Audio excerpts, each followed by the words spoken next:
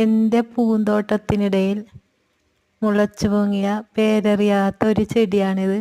ആദ്യം വിചാരിച്ചത് മുളക് ചെടിയാണെന്നാണ്. അതുകൊണ്ട് ഞാൻ പറിച്ചു കളഞ്ഞില്ല. പക്ഷെ അത് മുളക് ചെടിയല്ല. വളർന്നു വന്നപ്പോൾ അത് മുളക് ചെടിയല്ല. നല്ലൊരു കായ ഉണ്ടായിട്ടുണ്ട്.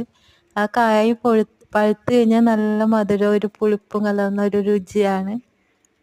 നന്നായിട്ടുണ്ട്.